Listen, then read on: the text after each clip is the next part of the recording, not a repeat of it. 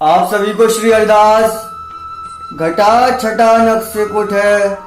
सावर गौर विलास घन प्रगट रस रीति को जय जय श्री हरिदास। स्वामी हरिदास जी का अष्टादश जीव सिद्धांत क्या है, इसी सब पर चर्चा करने के लिए मैं मुकेश कुंज आप सभी के मध्य उपस्थित हुआ हूँ। हम सभी लोग जानते हैं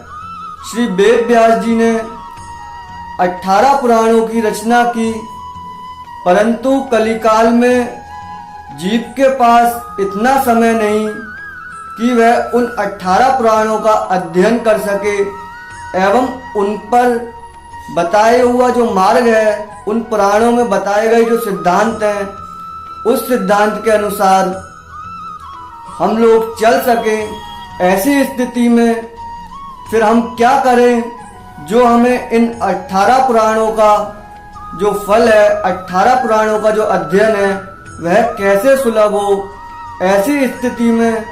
अनन्य निरपति श्री स्वामी हरिदास जी महाराज ने अपनी रसरीति में जो हरिदासी रसोपासना है,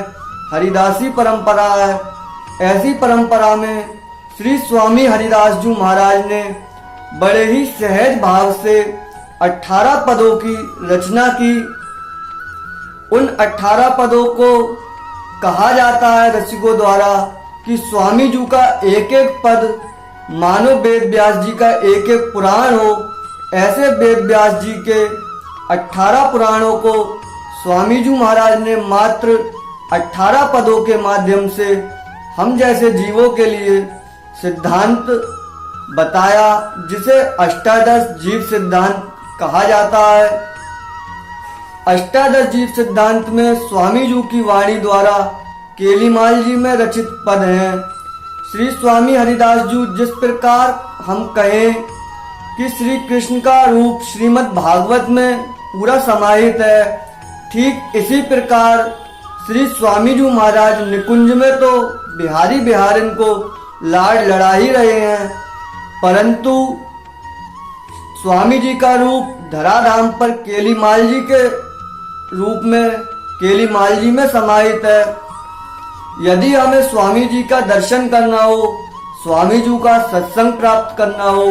तो वह हमें केलीमाल जी में स्वामी जी की वाणी के रूप में मिलता है। ऐसे श्री केलीमाल जी में ही स्वामी जी द्वारा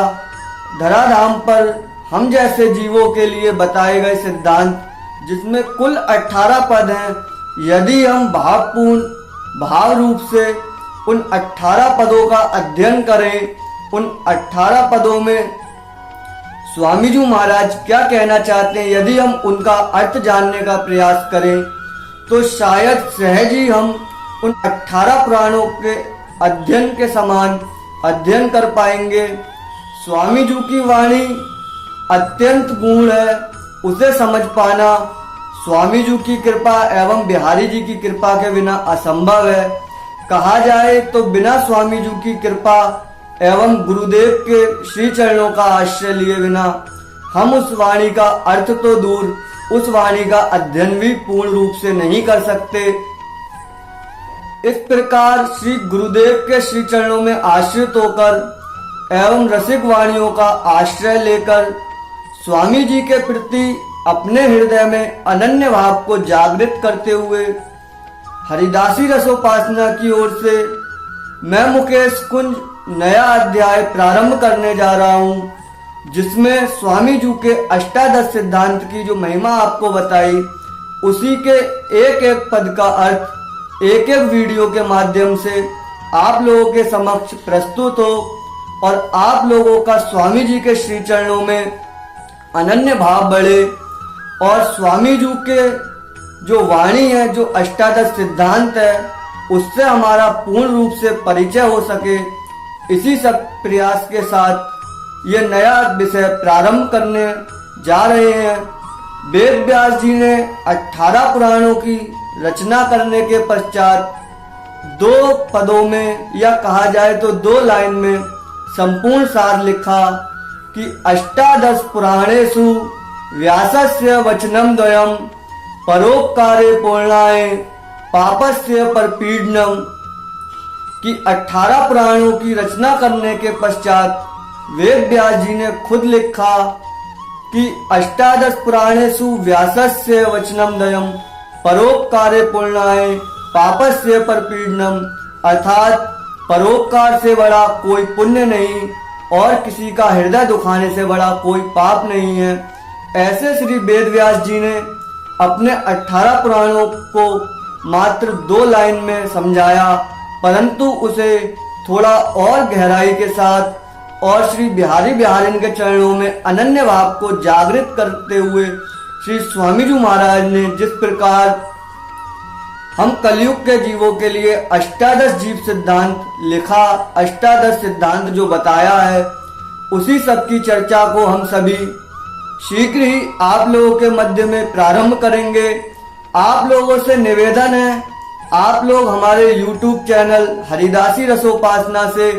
एवं फेसबुक पेज हरिदासी रसोपासना से अधिक जुड़े और इस वीडियो को अधिक से अधिक शेयर अवश्य करें, जिससे स्वामी जी का जो अष्टादश सिद्धांत प्रथम बार हम लोग प्रारंभ करने जा रहे हैं, उससे एक बड़ी मात्रा में कहा जाए तो अधिकतर लोग जो स्वामी जी से जुड़े हुए हैं परंतु उनके विषय में नहीं जानते, वह स्वामी जी के स्वरूप से